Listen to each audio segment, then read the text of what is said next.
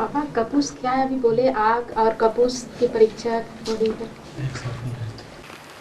कपूस कहते हैं भूसे को। भूसा भी रख दो और आग की चिंगारी भी रख दो तो जलेगा या ठंडा रहेगा? तो ऐसे सन्यासी लोग कहते हैं कि स्त्री पुरुष को अगर इकट्ठा रहना है तो आग जरूर लगेगी। बाप ऐसी युक्ति बताते हैं कि 2500 वर्ष तक स्त्री पुरुष में कोई आग ही नहीं लगती। देवताओं की इंद्रियां शीतल रहती हैं। ऐसा आकर के राजयोग सिखाता हूं। वो काम सन्यासी नहीं कर सकते। जो बाप आकर राजयोग सिखाते हैं वो राजयोग कोई मनुष्य मात्र नहीं सिखा सकता। बाबा, बकरीद का अर्थ क्या है? एक होती है गाय और एक होती है बकरी। गाय का दूध अच्छा है। गाय का दूध बहुत अच्छा है। गाय की मान्यता भारत में है कि बकरी की मान्यता है? गाय पालेंगे तो दूध भी देगी और खेती के लिए बछड़े भी देगी, हैं? और बकरी पालेंगे तो दूध तो देगी, थोड़ा सा दूध देगी, लेकिन बच्चों में जो बच्चे पैदा करेगी वो बकरे पैदा करेगी। और बकरे तो खेती में काम नहीं आवेंगे। क्या करना पड़ेगा? उनको कसाईयों को काटने के लिए देना पड़ेगा। तो ये भी हत्या हो गई। तो हत्या का काम बकरी सिखाती है। वो तो हद की बात हो गई बकरी। मनुष्यों में भी बकरी और गाय जैसी होती है। भगवान ने आकर के जानवर गऊं पाली थी या ह्यूमन गऊं पाली थी? ह्यूमन गऊं पाली थी। और भगवान ने तो ह्यूमन गऊं पाली। लेकिन जो देहधारी धर्म गुरु होते हैं वो बकरियों को पालने लग पड़ते हैं। वो बकरियां फिर कहती हैं मैंने ऐसा किया, मैंने ऐसा किया, मैं की रट लगाती।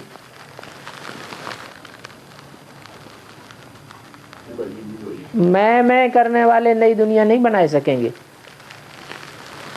ये तो एक शिव बाबा ही है जिसकी श्रीमत पर चल करके हम बच्चे नई दुनिया बनाते हैं। हम खुद नहीं बनाते, बाबा की श्रीमत हमसे बनवा लेती है।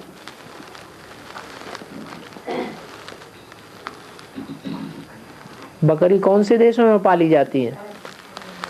मुस्लिम कंट्रीज में बकरियां पाली जाती हैं और भारत में गाय पाली जाती है।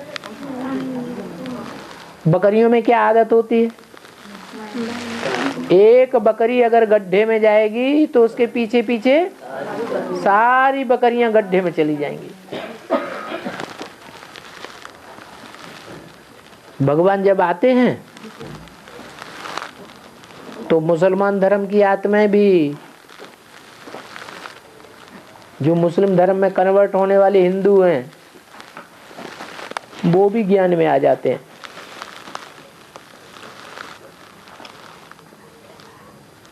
ज्ञान में आ तो जाते हैं, लेकिन फिर वो कामधेनु गौआ को फॉलो नहीं करते हैं, वो बकरी को फॉलो करने लग पड़ते हैं। एक बकरी गड्ढे में गई और उसके पीछे का पीछे सब गड्ढे में जाते हैं। वो बकरी की तौर तरीके भी ऐसे ही होते हैं। वो समझती है मैं ही स्वर्ग बनाऊंगी। भगवान तो आके ज्ञान सुना के चला गया ब्रह्मा के द्वारा, ब्रह्मा ने शरीर छोड़ दिया, अब मैं स्वर्ग बना के दिखाऊंगी। जैसे भक्ति मार्ग में गुरु लोग जो हैं वो समझते हैं हम नई दुनिया बना रहे हैं, लेकिन दुनिया तो और ही जास्ती पुरानी होती जाती है। इब्राहिम आए, बुद्ध आए, क्राइस्ट आए, गुरु नानक आए, विवेकानंद आए, दुनिया की मेंटलिटी गिरती गई या विकार घटे हैं? मेंटलिटी तो गिरती चली गई और ही जास्ती विकारी मनुष्य बन गए। तो भगवान आकर के बताते हैं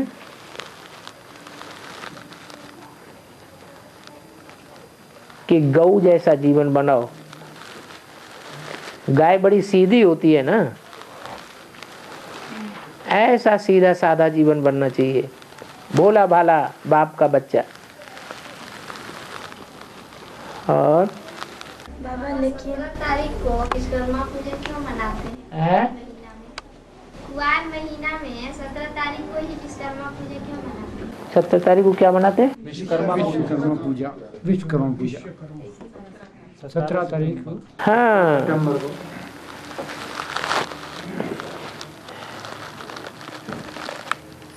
17 तारीख को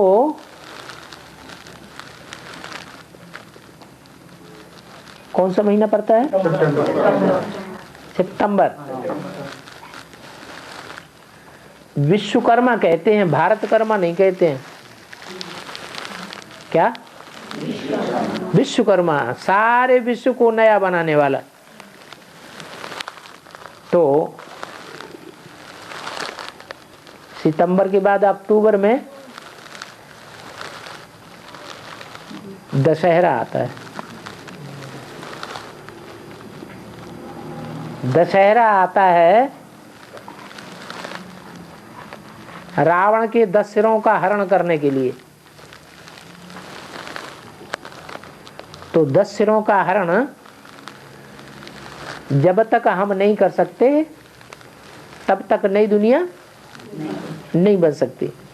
और जब तक भगवान आकर के हमको पढ़ाई न पढ़ावे, राजयोग न सिखावे, तब तक हम 10 विकारों पर विजय भी नहीं प्राप्त कर सकते।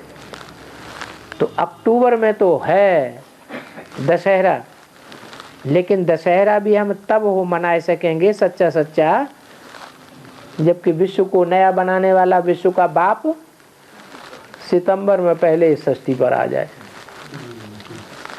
इसलिए तो विश्वकर्मा की जयंती मनाते हैं, पूजा करते हैं। वो भी न्यूमरोलॉजी के अनुसार 17 तारीख को 7 और 1 8 हाँ। अष्ट देवों के साथ। हाँ, 8 हो ही चाहिए, एक नहीं चाहिए। एक नहीं कुछ कर सकता, अकेला चना भाड़ नहीं फोड़ता। और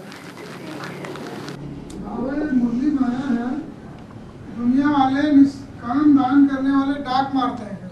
ये मतलब समझ नहीं आया। दुनिया वाले निष्काम दान करने वाले डाक मारते हैं। दांत मारते हैं, डांट मारते हैं। दुनिया में जो दान पुण्य करते हैं वो अपने डांट मारते हैं। दांत मारते हैं। निष्काम निष्काम डाक मारते हैं। दांत क्या? डांट डाक का डाक मारते हैं। डाक क्या होता है? मुरली में आया था बाबा 63 का परसों सुने थे बाबा। डाक मारते माने डॉग, जैसे कुत्ता होता है भौं भौं करता है, तो कुत्ते की आवाज है वो, केवल उस कुत्ते की आवाज से कुछ होना नहीं है। वो भी निष्काम कर्म करने की बात कहते हैं, लेकिन दुनिया वाले ऐसे ही भौंकते रहते हैं निष्काम कर्म निष्काम कर्म। कोई भी निष्काम कर्म नहीं करता सिवाय एक शिव बाबा के। एक शिव बाबा है जो इस सृष्टि पर आता भी है, हम बच्चों के द्वारा इतना बड़ा कार्य कराता है, सारी दुनिया चेंज करके जाता है, फिर भी कोई उसको कामना नहीं है कि मैं ये सुख भोगूं, मैं वो सुख भोगूं। जो स्वार्थी मनुष्य होते हैं, जिनको रथ होता है, वो स्वार्थ नहीं छोड़ सकते। भगवान को अपना रथ है ही नहीं, तो वो क्या डाक मारेगा। और बाबा दुर्गा जी के 10 हाथ क्यों दिखाया जाता है? दुर्गा जी को 10 हाथ हाँ, 10 साल दिखाते हैं दुर्गा जी। दुर्गा जो है वो जगत जननी है, सारे जगत की माँ है। सारे जगत में आस्तिक ही आस्तिक आते हैं कि नास्तिक भी आ जाते हैं? नास्तिक भी आ जाते हैं। तो 9 धर्म तो ऐसे हैं जो आस्तिक हैं कुछ न कुछ। नंबर 1 एक धर्म ऐसा भी है जो बिल्कुल नास्तिक है, न भगवान को मानता, न नरक को मानता, न स्वर्ग को मानता, न आत्मा को मानता, न परमात्मा को मानता। क्या? न सुख को मानता, न दुख को मानता। उस सुख को दुख की दुनिया अलग अलग होती है, ऐसे भी नहीं मानते। तो ऐसे ऐसे जो नास्तिक हैं उनकी भी वो अम्मा है। ऐसे नास्तिकों को भी गोद में पालना देती है, वो दुर्गा काहे कही जाती है। उनके भी दुर्गुण वो दूर करने वाली दुर्गा रूप धारण करके। तो उसको 10 भुजाएं दिखाई गई हैं। 10 प्रकार के बच्चे हैं, तो 10 प्रकार की भुजाएं माने सहयोगी हैं माँ के कार्य में। माँ जब अपना कार्य करती है, दुर्गुणों को दूर करने वाली दुर्गा जब अपना कार्य करती है, तो वो बच्चे उसके सहयोगी बनते हैं। तो वो भुजाओं के रूप में दिखाए गए हैं। और बाबा शंकर जी के बड़े बड़े जटा क्यों दिखाते हैं और जटे पर बेल का पत्ता दिखाते हैं? हाँ, बेल का एक पत्ता होता है कि 3 पत्ते? 3 पत्ता। हाँ, जटाएं हैं ज्ञान की जटाएं। क्या है? वो सुलझी हुई भी है और उलझी हुई भी है। जब गंगा जी आती हैं तो सारी जटाएं सुलझ जाती हैं। वो ज्ञान की जटाओं में बेल का पत्ता मुख्य दिखाया गया है। बेल के पत्ते में ही ये सिफ्त होती है कि 3 पत्ते इकट्ठे निकलते हैं, ब्रह्मा, विष्णु और शंकर। इसलिए शिव के ऊपर बेल पत्र चढ़ाते हैं कि ऐसे ऐसे बच्चे पैदा करो ज्ञान में चलने वाले, जो ब्रह्मा विष्णु शंकर जैसा ऊंच पद पाके दिखाएं। और बाबा धतूर का फल भी चढ़ाते हैं। हाँ, धतूरे के फल में कांटे ही कांटे होते हैं।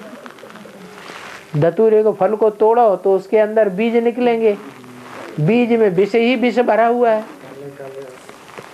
तो ऐसे ऐसे जो बच्चे हैं जो कांटे ही कांटे जैसे हैं, बात बोलेंगे तो भी दुख भरी बात बोलेंगे, दुखदाई बातें बोलेंगे, काम करेंगे तो भी दुखदाई काम करेंगे, कोई संकल्प चलाएंगे तो भी सारा वाइब्रेशन खराब करते हैं। ऐसे ऐसे संकल्प चलाने वाले होंगे। माने हर तरीके से उनमें कांटे ही कांटे नजर आते हैं और अंदर विषय विकार अति के भरे हुए हैं।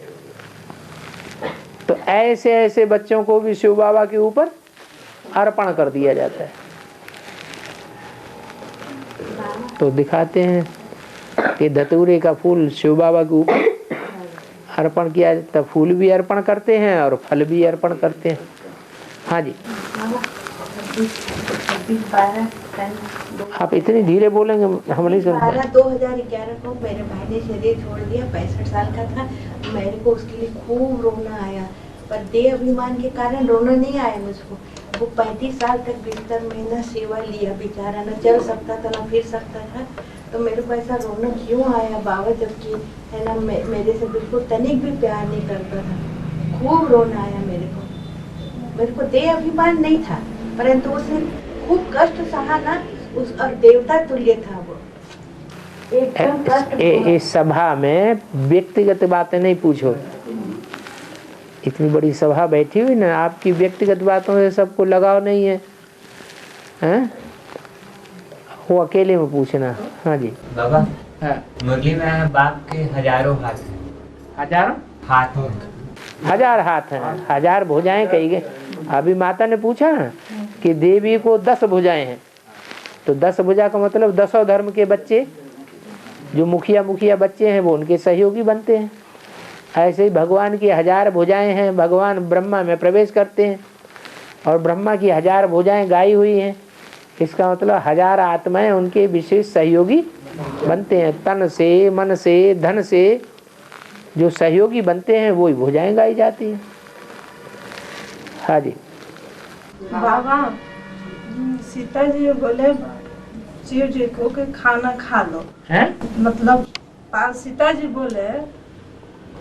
बोले शिव जी को खाना खा लो। तो शिव जी को खाना खा लो। हाँ, पिताजी शिव को बोले, हाँ, सीता जी शिव को बोले। सीता जी ने शिव से कहा भोजन कर लो। हाँ, तो फिर बोले- सीता जी ने कहा, सीता जी बोले तो शिव बाबा बोले कि मैं खाना अभी नहीं खाएंगे, जब तक अपने बच्चे को हम भोजन नहीं करा लेते हैं तो हम नहीं खाते हैं। तो सीता जी सुगा को लेकर के अपने बाल में बांध लिए। बाल में सीता जी सुगा को अपने बाल सुगा क्या है? चुरा लिया, सुगा तोता को बांध लिया। हाँ, तो बांध लिए। तो बोले कि देखता हूँ कि मतलब सही बोलते हैं कि हम अपने बच्चे के खिला लेता हूँ तब खाता हूँ। हाँ, तो फिर बाद में सीता जी खोल के देखे, वो बाबा जब आए तो देखे, तो उसके बाद देखे खोल के जूड़ा में से तो सही के खिलाए थे। इसका अर्थ क्या है? भक्ति मार्ग की बात है, दुनिया भर की चलती रहती है। इसीलिए बहुत देर से सोच के रखी थी, पूछूंगी बात को बाबा से। ज्ञान की बात पूछो। तोता शिव बाबा के मंदिर में तोते भी दिखाए जाते हैं। तोते वो होते हैं जो ज्ञान की कंठी पड़ी हुई होती है। कबूतर भी दिखाए जाते हैं। कबूतर के मुख से आवाज ही नहीं निकलती, गले की आवाज गले में ही गुटरू कू करके रह जाती है। वो दूसरों को ज्ञान नहीं सुना सकते। और तोते दूसरों को ज्ञान सुनाते हैं। तो भगवान के बच्चे भी कौन हैं? जो भगवान का काम करें वो भगवान के बच्चे। तो भगवान उन बच्चों को खिला के ही खाएगा, ऐसे नहीं अकेले खा लेगा। हाँ, कबूतर भूख मरेंगे लेकिन वो तोते भूख नहीं मर सकते। बाबा से जरूर पूछूंगी। बाबा एकादशी का व्रत क्यों करते हैं? उसका विकार क्या? 10 विकार हैं। क्या? 10 विकारों के ऊपर विजय तब पाएंगे जो कहते हैं कि हम भूखे रहें। तो भूखे रहना उन्होंने तो उठा लिया है, अन्न छोड़ देते हैं।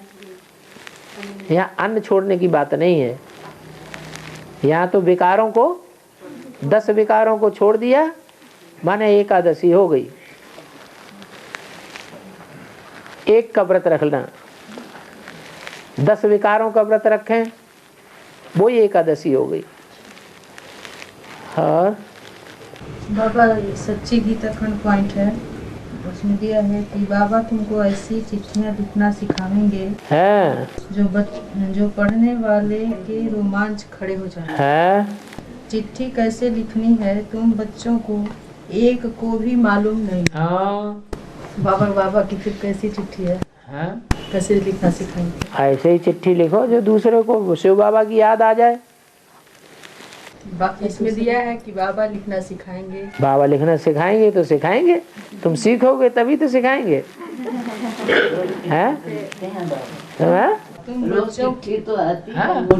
तुम बच्चों को एक को भी मालूम नहीं। एक को भी नहीं मालूम। अगर मालूम हो तो चिट्ठी लिख करके ही आत्माओं को उठाते रहो, बाहर इधर उधर भटकने की दरकार ही नहीं। और भक्ति लोग बाबा घंटी गाय बजाते हैं, भगत लोग पूजा करते समय घंटी गाय बजाते। घंटी इसीलिए बजाते हैं, किसी के मुंह पे घंटी बजाओ तो उसका मतलब होता है उसके मुंह पे उसकी बड़ाई करना। भगवान समझ जाते हैं ये तो हमारे मुंह पे हमारी बड़ाई कर रहा है। भक्त लोग क्या करते हैं? भोग लगाते हैं तो भोग लगाने से पहले भगवान के मुंह पे घंटी बजाएंगे। आशा अपने अंदर जुटी हुई है कि सब प्रकार के भोग हमको नसीब होते रहें, लेकिन माँ भगवान के ऊपर घंटी बजाएंगे। भगवान को घंटरिया बजा करके सूफी कर देंगे। हाँ।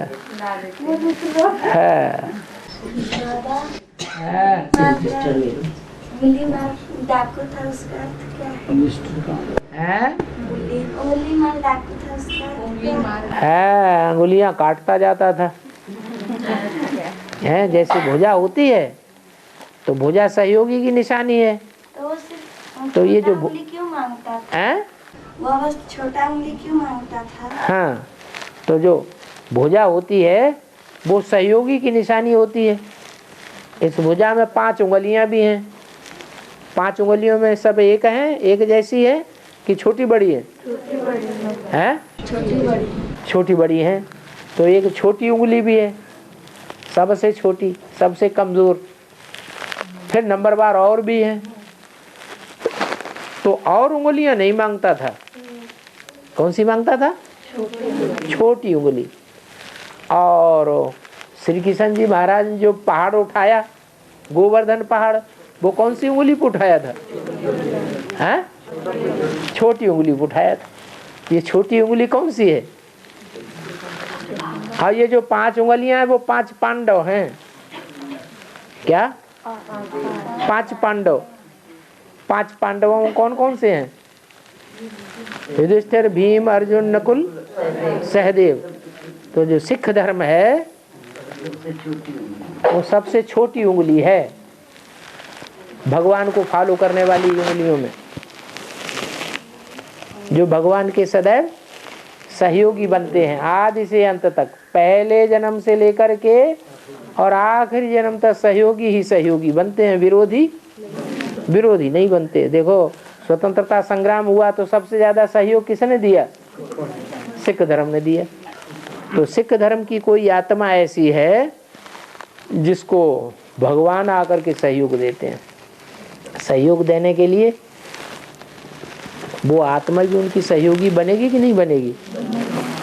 तो बस इतना जो परिवार जो बड़ा बैठा हुआ है वो उस उंगली के निकलने से ही परिवार बनता है।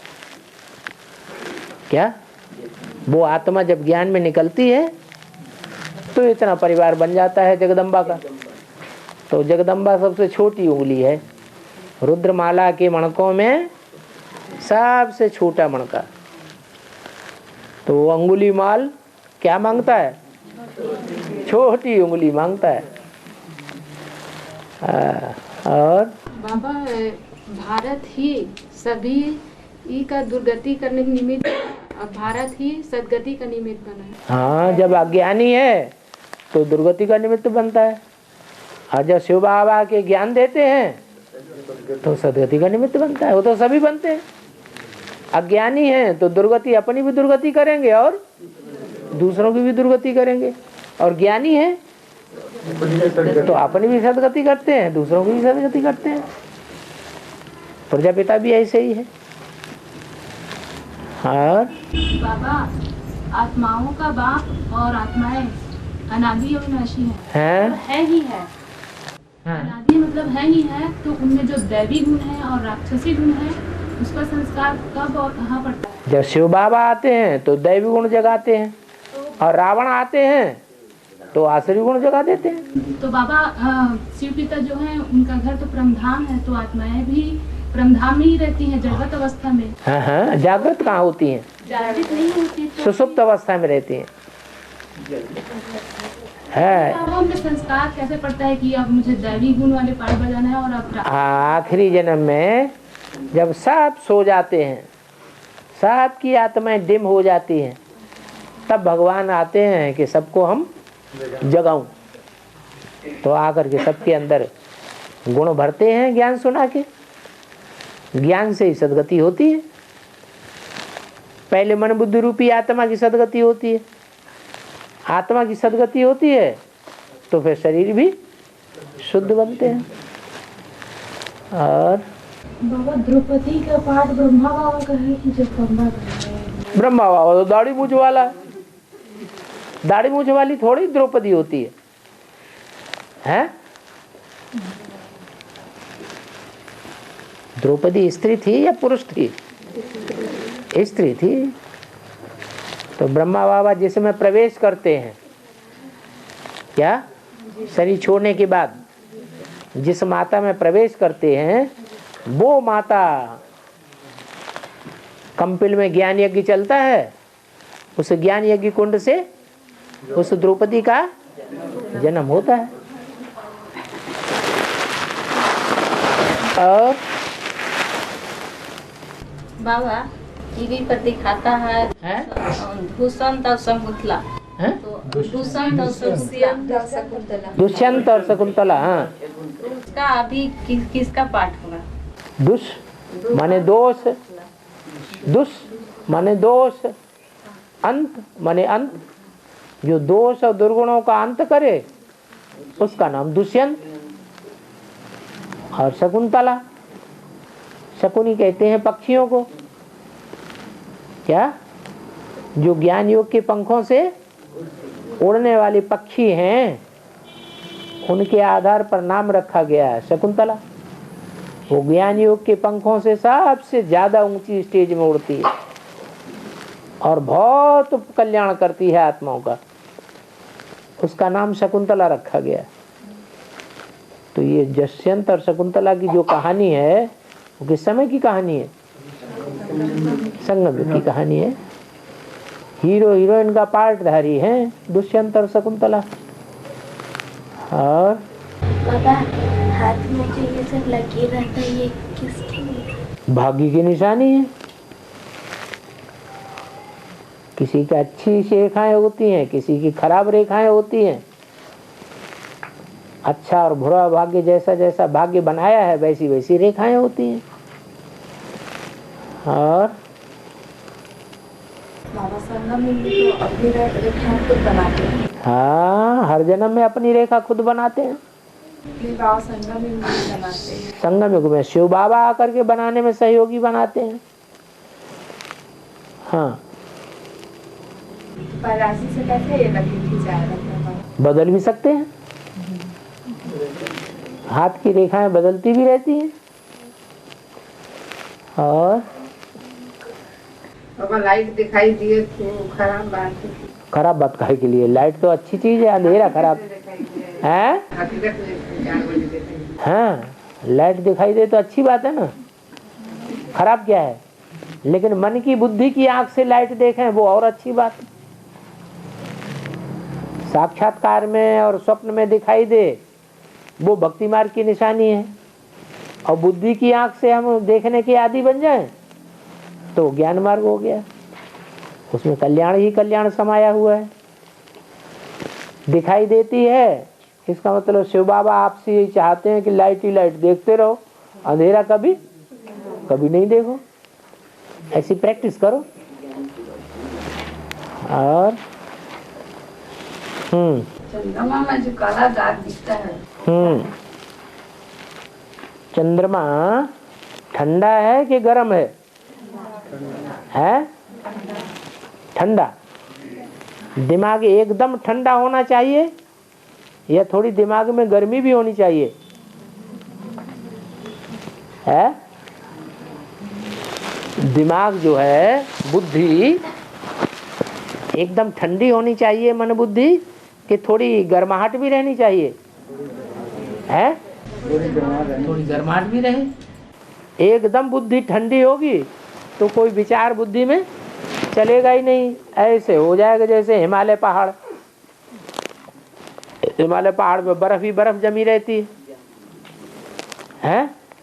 तो दिमाग में अगर बर्फ ही जम जाएगी, जाम हो जाएगा दिमाग, तो फिर जामड़ी बुद्धि हो जाएगी। क्या पूछा?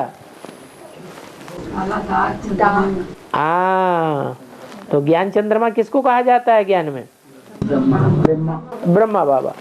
शिव बाबा ने जितना सुना दिया उतना ही सुन लिया, बाकी आगे पीछे कोई बुद्धि नहीं चलाई कि शिव बाबा ने ये बात बोली है तो क्यों बोली है, इसका अर्थ क्या है, इसको हम फॉलो करेंगे तो सार्थक कैसे होगा, अगर हम फॉलो नहीं करेंगे तो अनर्थ कैसे हो जाएगा। इन बातों में कोई जवाब बुद्धि ही नहीं चलाई। शिव बाबा ने कह दिया पवित्र बनो तो बस बस पवित्र बनो। कैसे पवित्र बनो? जैसे सन्यासी पवित्र बनते हैं। कैसे पवित्र बनते हैं? अपनी घरवाली को छोड़ दिया, उन्होंने भी अपनी यशोदा को छोड़ दिया और सरस्वती को यज्ञ में निमित्त बनाई दिया। अरे यशोदा को तो पहले पवित्र बनाना है, छोड़ देने से काम थोड़ी चलेगा। तो बुद्धि से सोचा नहीं कि बाबा क्या कहना चाहते हैं। और बाबा बल्ब भी तो बल्ब भी तो लगाते थे ब्रह्मा बाबा। क्या लगाते थे? हाँ, बल पवित्र हो। हाँ, बल शादी करो, बल मकान बनाओ। बल बल करके भाला बना दिया। और सात्विक माने क्या है? सात्विक माने सच्चा सच्चा, जिसमें झूठा बिल्कुल ना हो। और सतो प्रधान, जिसमें सत्य ही सत्य भरा हुआ हो, वो हुआ सात्विक।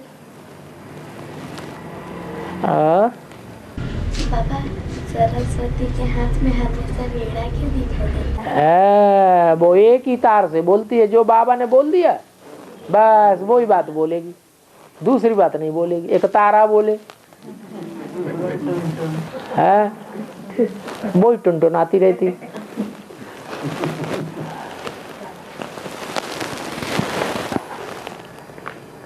ये भारत तो हमारे देश का नाम है, फिर ये महाभारत किसका नाम है? हमारा देश मातृ प्रधान है कि पितृ प्रधान है? हैं? हमारा भारत माता है या भारत पिता कहा जाता है? तो भारत माता है तो कोई पिता भी तो होगा, है? जो पिता है वो महाभारत लड़ाई करा देता है, वो है महाभारत। श्री कृष्ण ने क्या कराया? महाभारत युद्ध करा दिया, तो वो पिता है। भारत का नाम बाला करना है तो महाभारत युद्ध कराना है। महाभारत युद्ध से स्वर्ग के गेट खुल जाते हैं। और बोलो बोलो बोलो, बोलते रहो, चिट्ठियों से क्या होगा? हाँ। बाबा मुरली में आया था कि यादव के पेट से मूसर निकला, इसका अर्थ क्या है?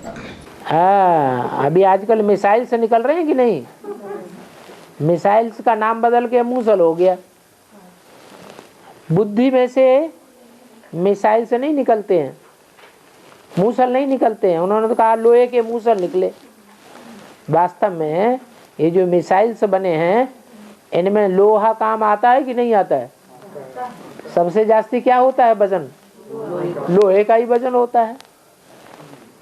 तो उनका नाम जो मिसाइल्स दिया है वो बेहद के मूसल हैं। वो पेट में से नहीं निकलते हैं, ये बुद्ध रूपी पेट है जिसमें से वो मूसल्स निकलते हैं। जैसे पेट में हर बात पचाई जाती है, कहते तुम्हारे पेट में ये बात नहीं पचती, तो पेट में बात समाई जाती है ना।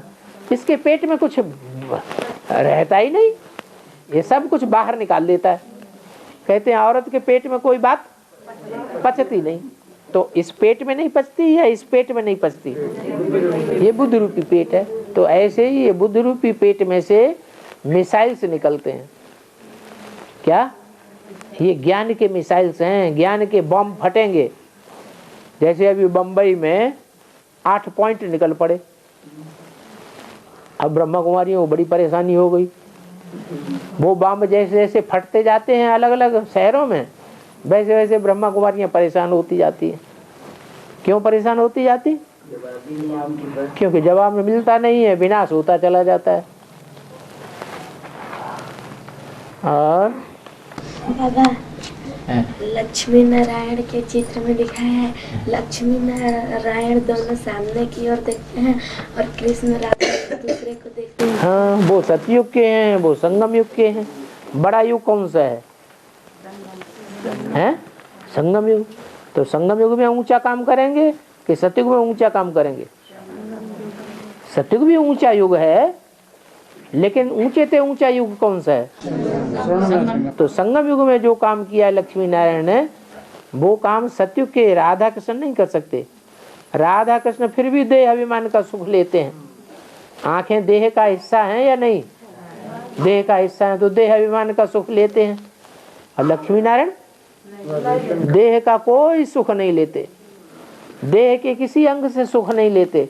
इसलिए उनको सामने देखते हो, सामने देख रहे हैं, फिर भी एक दूसरे की याद है,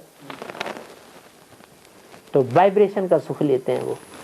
उसमें देह भान का नाम निशान होता ही नहीं। तो वाइब्रेशन से बच्चों की पैदाइश होती है। उसको कहते हैं ब्रह्मा के संकल्पों से सृष्टि रची गई। बाबा महाभारत में त्रिजटा नाम का किसी त्रिजटा महाभारत में नाम नहीं आया, रामायण में नाम आया। तुम्हारी के लिए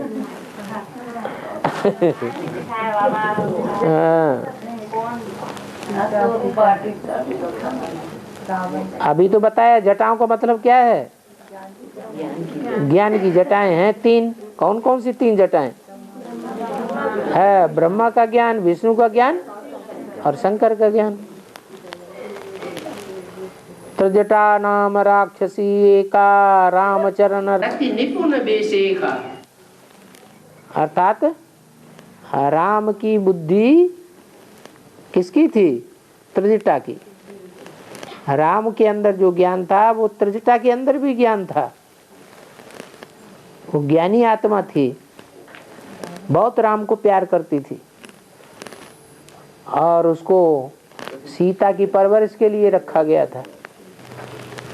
2 मुट्ठी चावल गरीब के और साहूकारों के 2-3 करोड़ रुपए बराबर क्यों कर दिए? इसलिए बराबर कर दिए कि गरीब आदमी के पास रोज कमाता है, रोज खाता है। सारा दिन मेहनत की और उसने 4-8 मुट्ठी कमाए पैसे, 4-8 मुट्ठी चावल खरीद लाया, नमक डाल के चावल उबाल के खा लिए। उस चावल में से उसने 2 मुट्ठी दे दिया ईश्वरीय यज्ञ में। और जो आज के साहूकार हैं वो एक ही दिन में करोड़ों रुपया कमा लेते हैं। गरीबों को तंग करके कमाते हैं या आसानी से कमाते हैं? तंग करके कमाते हैं, ऐसी ऐसी चालाकी से कमाते हैं। तो उनका पैसा उतना काम नहीं करता जितना गरीबों का काम करता है। बाबा कृष्ण जी के पूरे अंग टेढ़े टेढ़े क्यों दिखाए हैं? 3 जगह से टेढ़े हैं। उनका नाम है त्रिभंगी लाल। क्या? त्रिभंगी लाल। कैसे? संगम की कृष्ण ब्रह्मा का भी पार्ट बजाता है और शंकर का भी पार्ट बजाता है और विष्णु का भी पार्ट बजाता है। तो 3 जगह से टेढ़ा हो गया। हमारी नज़दीकी ब्रह्मा कुमारियाँ माउंट आबू में गई हैं। हमने पूछा तो उन्होंने बताया कि अभी ब्रह्मा बाबा आने वाले हैं और ये लास्ट बार ही आएंगे, फिर उसके बाद नहीं आएंगे। तो क्या पूछना चाहते? ऐसे क्यों बोला कि लास्ट बार ही आएंगे? इसलिए बोला कि वो ये समझते हैं कि 2012 के बाद अब दुनिया का विनाश होने वाला है, इसलिए अब ब्रह्मा बाबा नहीं आएंगे। इसके पहले भी तो लास्ट बार आए थे। है उनका रोज होता रहता है, रोज विनाश होता रहता है।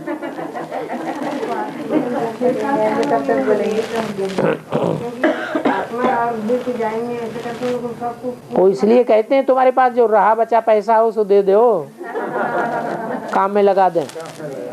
उन्हें रहम आता है कुछ रह गया होगा तुम्हारे पास। हाँ हैं? पब्लिक को बुद्ध बना देते 4 साल में बोलते हैं, 4 साल के बाद नहीं आएंगे बाबा, 3 साल के बाद नहीं आएंगे बाबा। कहाँ है बाबा हमारे? बाबा बसंत पंचमी का अर्थ क्या है? भक्ति मार्ग में सरस्वती की पूजा करते हैं। बसंत पंचमी पे?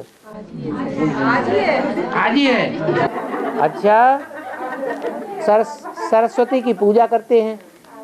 ज्ञान में क्या अर्थ है बाबा? ज्ञान में यही अर्थ है कि जब बाबा ने बोला है विजयमाला का आवाहन करो, और विजयमाला में प्रवेश कौन करता है? सरस्वती प्रवेश करती है। तो विजयमाला का आवाहन होगा तो सरस्वती का भी आवाहन हो जाएगा।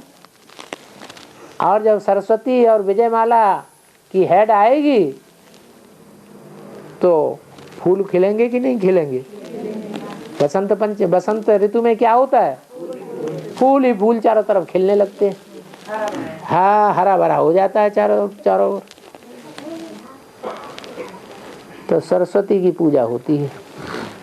बाबा है शास्त्र में बताया कि जो राजा उत्तानपाद थे उनकी 2 पत्नियां थी। हाँ। सुरुचि और सुनीति। हाँ। जो सुरुचि थी वो अपनी नीति के अनुसार कार्य करती थी। हाँ। और जो नहीं सुरुचि जो थी वो अपनी रुचि के अनुसार, और जो सुनीति थी वो अपनी नीति के अनुसार। ऐसा क्यों? ऐसा इसलिए कि सुरुचि की आदत थी अपनी स्वच्छंदता से चलना, जो मन में आया सो ही करना। नाक उठाई तो जहाँ नाक की सीध पड़ी वहीं चल पड़ी, श्रीमत नहीं लेती थी। और सुनीति शिव बाबा की नीति नियम पे चलती थी। कोई काम करती थी तो शिव बाबा की नीति नियम से पूछ करके चलती थी, इसलिए उसका नाम सुनीति पड़ा, उसका नाम सुरुचि पड़ा। सुनीति ने अच्छा काम किया या सुरुचि ने अच्छा काम किया? सुनीति ने अच्छा किया। तो नीति नियम पर चलना खराब काम है या अच्छा काम है? अच्छी बात है। बाबा की श्रीमत पर चलना, अपनी मनमत पर नहीं चलना चाहिए। अपनी मनमत पर चलना माना सुरुचि का पार्ट बजाना। और तो बाबा उत्तानपाद राजा कौन थे? उत्त माने ऊपर, तान माने तान ले। उत्त तान, पाद माने पांव। अपने पांव कहाँ टांग दिए? ऊपर की ओर टांग दिए। तो पांव का अर्थ क्या है? बुद्ध रूपी पांव को ऊपर लटकाई दिया परम धाम में। उसका नाम क्या पड़ गया? उत्तानपाद। और उनकी 2 पत्नियां थी।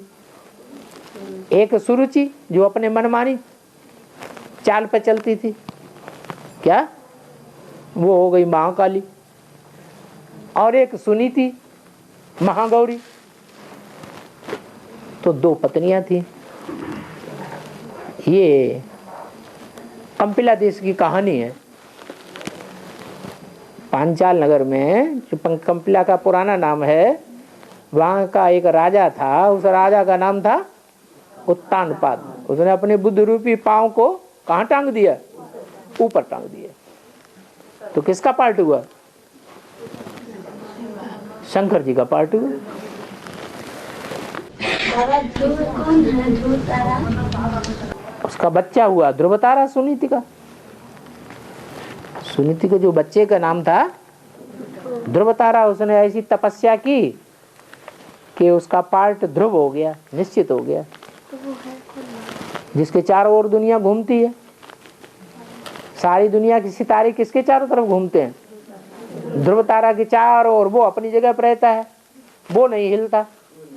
क्या उसको माया कितना भी हिलाने की कोशिश करे, उसको अनिश्चय नहीं आता ज्ञान के ऊपर, परमात्मा के ऊपर, ब्राह्मण परिवार के ऊपर। और सबको निश्चय अनिश्चय आता रहता है। तो सब चक्कर काटते हैं माया के, ध्रुव तारे के, लेकिन ध्रुव तारा किसी के चक्कर नहीं काटता। धोबी के कहने पर पिताजी को राम जी ने घर से बाहर क्यों निकाले? धोबी कौन है? धोबी के कहने पर राम जी ने। धोबी क्या करता है? हाँ, कपड़े धोता है।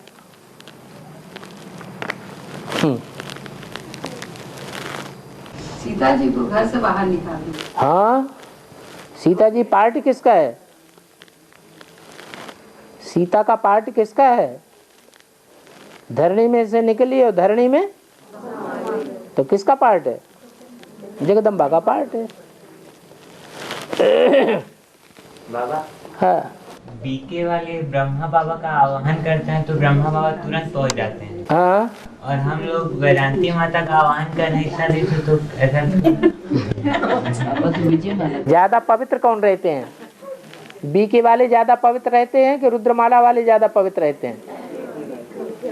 तो उनके कहने से आ जाते हैं जल्दी से।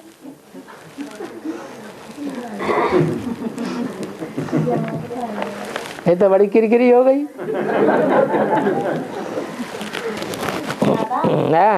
इंद्रदेव की पूजा आकाश पढ़ने पर ही क्यों होती है? इंद्रदेव की पूजा आकाश पढ़ने पर ही क्यों होती है? अकाल पड़ता है तो इंद्रदेव की पूजा करते हैं। इंद्रदेव है कौन? पता नहीं। अरे कहाँ का राजा है? स्वर्ग का राजा है। तो स्वर्ग का राजा कौन है? स्वर्ग में राजा ही पहले पहले कौन करेगा? ब्रह्मा बाबा रख करेंगे। तो ज्ञान बरसात किसके मुख से निकली? पहले पहले उनके मुख से निकली, इसीलिए उनकी पूजा की जाती है पहले पहले। गणेश की पूजा पहले पहले क्यों होती है? जो हिसाब से गणेश की पूजा होती है वो हिसाब से इंद्रदेव की पूजा होती है। बाबा है गंगा सागर में बोलते हैं कि भाई बहन एक साथ ही गंगा सागर में नहाया। हाँ, इसका अर्थ क्या होगा? गंगा सागर का मतलब ये है कि पहले पहले बहन भाई कौन है? हाँ, आत्माओं में भी कौन? आत्मा है तो 500-700 करोड़, उनमें भी पहली पहली आत्माएं कौन है? जो सागर और गंगा का मिलन होता है तो उसमें पहले पहले स्नान करती है, नहीं है? लक्ष्मी नारायण है। और बाबा भक्ति मार्ग में कुंभ मेले का दिखाया गया है, तो एडवांस में उसका अर्थ क्या है? ज्ञान का कुंभ है। कुंभ माने कलश। और बाबा धर्म 10 है लेकिन राशियां 12 क्यों है? धर्म 10 है और राशियां 12 क्यों है? 10 धर्म है। क्यों 10 राशियां क्यों होनी चाहिए? हर धर्म के 12 ग्रुप निकलते हैं। 12 राशियों में सारी दुनिया बांटी जाती है। ब्राह्मण धर्म को तो छोड़ दिया। क्या ब्राह्मण धर्म को लेना चाहिए कि नहीं लेना चाहिए? और ब्राह्मणों में एक प्रकार के ब्राह्मण है कि 2 प्रकार के? कौन कौन से? जड़ और बीज। जड़ और बीज। जड़ और बीज। तो एक है चंद्रवंशी, एक है सूर्यवंशी। तो दोनों मिला के और वो 10 मिला के कितने हुए? 12 हो गए। और बाबा सत्यवादी हरिश्चंद्र राजा कौन थे? सत्यवादी हरिश्चंद्र राजा वो ही था जो सत्य ही सत्य बोलता है, झूठा नहीं बोलता। जो शिव बाबा बोलते हैं वो ही बात सुनाता है।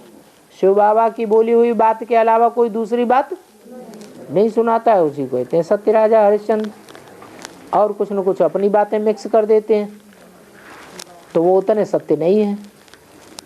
स्वार्थ के अनुसार कुछ न कुछ मिक्स कर देते हैं, इसलिए उनको सत्य नहीं कहा जा सकता। एक सच्चा और बाकी सब झूठे। हिंदी में आया है कि जो ज्यादा पतित होते हैं वही ज्यादा गुरु करते हैं। वो ज्यादा गुरु करते हैं। हाँ, लेकिन ब्रह्मा बाबा तो ज्यादा पावन थे। ब्रह्मा बाबा ही ज्यादा पतित थे। ज्यादा पतित होते हैं तो ज्यादा गुरु करते हैं। बुद्धि पावन है तो अपने बुद्धि से सोचेंगे, न कि दूसरों का सोचा हुआ दूसरों के आधार पर चलेंगे। हैं? राजा विक्रमादित्य ने एक गुरु किया कि ढेर सारे गुरु किए? तो ब्रह्मा बाबा ने 63 जन्मों में से पहले जन्म में 1 गुरु किया और लास्ट जन्म में 12 गुरु किया। क्यों?